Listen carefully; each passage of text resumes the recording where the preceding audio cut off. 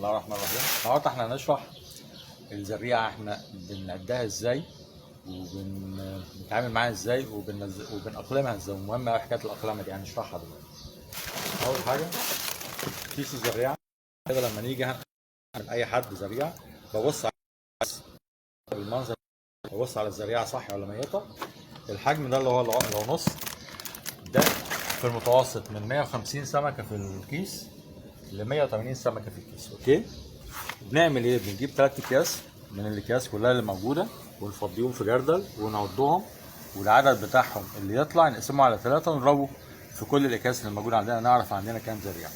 اول حاجه نتعامل معاها زي ما احنا كده حاطين في الاكياس في قلب الميه، بنسيبها حوالي ربع ساعه. اول ما بنجيبها من العربيه وننزلها بنسيبها ربع ساعه تاخد درجه حراره الميه اللي هنا، لان دي لها درجه حراره ودي لها درجه حراره. لما امسكها، عشان انا كنت بشوف بعض الناس بتوع الزريعه او اللي هم طماطم الزريعه بيقوم فاتح الكيس وقلبه كله في قلب الميه، وده اكبر غلط. مفيش حاجه اسمها ده، اسمه تهريج ده.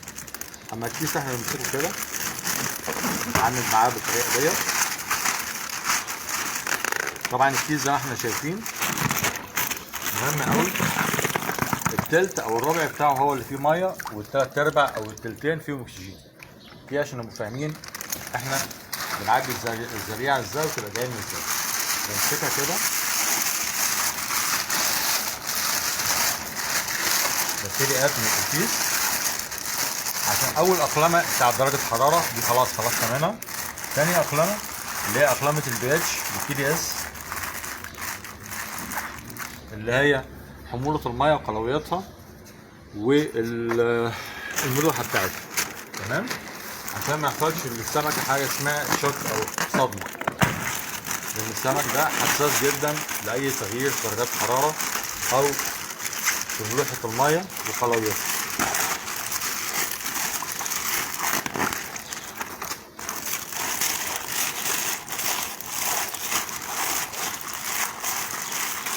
دي تاني حاجه بنعملها كده. انا اقلمت الاكياس. هنبص هنا على الاكياس اللي عندنا هنا.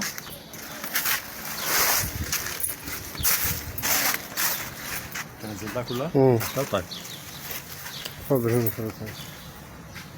لا، ادي الزريعه في قلب الميه هنا. هنبص احنا بنعمل ايه في ازاي.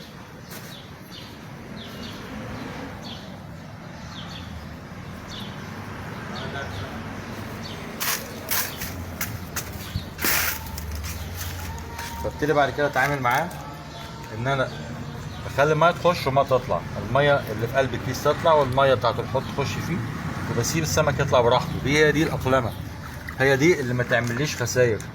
طبعا برضو في معلومه لازم نعرفها، ان انا وانا بنقل الزريعه انا ببقى عامل حسابي ان في 10% ممكن يموتوا في السكه نتيجه المسافه ودرجه الحراره والكلام ده كله. وكمان في نفس الوقت لازم نبقى عارف ان لما اجي انقل الزريعه انقلها في وقت يكون صبح بدري عشان الشمس ما تخبطش فيها وتعمل لي مشاكل فيها. يبقى انا بتعامل مع الاسماك براحتها هي، مش بمزاجي انا. طبعا بعد ما انزلها في الحوض بسيبها، ما تعملش معاها وما اديلهاش اكل. اليوم اللي انا بنقل فيه الزريعه لازم يكون صاحب المفرخ ما اكلش السمك في اليوم ده، يعني لمده 24 ساعه قبل النقل ما يكونش اكله. دي مهمه جدا. وكمان لما انقل الزريعه احطها في الميه ما اكلهاش لمده 24 ساعه. وعليكم السلام. تمام، يبقى احنا هنا كده فهمنا الزريعه ازاي بعدها. الكيس بيبقى فيه قد ايه. محدش يقول لي ان كيس عقله ونص يبقى فيه 500 زريعه ولا 1000 زريعه، مفيش الكلام ده خالص. المفروض لما باجي انقله خصوصا في المسافات في المتوسط من 120 ل 150 سمكه في قلب الكيس. لو مسافه قريبه شويه يبقى 180 سمكه في قلب الكيس. السلام عليكم ورحمه الله وبركاته.